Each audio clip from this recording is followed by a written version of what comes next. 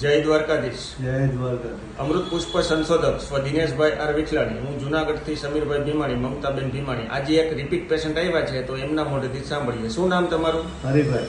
અને ક્યાંથી આવો છો? જેતપુરથી. અને શું તકલીફ માટે અમૃત પુષ્પ લઈ ગયા હતા? ઘૂંટણના તકલીફ નહીં છે. અને કોને તકલીફ હતી? ઘરવાળાને. અને બેનને કેટલાક સમયથી આ ગોઠણની તકલીફ હતી? 100 વર્ષથી દુખાવો હતો. બરાબર છે. હવે અમૃત પુષ્પ ચાલુ કર્યું હા. એ પહેલા શું પરિસ્થિતિ હતી એ બેનની? પરિસ્થિતિ 4 પૈકી ઊભું થવાતું, એટલું બેહાતું નહીં, પાલોટી વાળીને બેહાતું નહીં. બરાબર છે. અને દુખાવો કેવો થતો? દુખાવો ફૂલ થતો.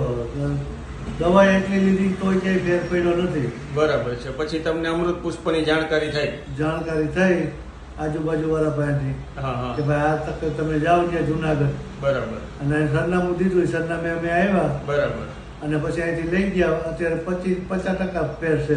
બરાબર છે. 1 મહિનાનો આપણે 1 બોટલનો કોર્સ પૂરો કર્યો. એક બોટલનો. અહીંથી મેં તમને અમૃત પુષ્પ, મધ અને એક પર્વતરાયનું તેલ, હા, આ 3 વસ્તુ આપી હતી. બરાબર છે. વસ્તુ આપી, હા. હવે અત્યારે શું પરિસ્થિતિ છે બેન? અત્યારે કાંઈ વાંધો નથી. અત્યારે હારામાં સારું છે.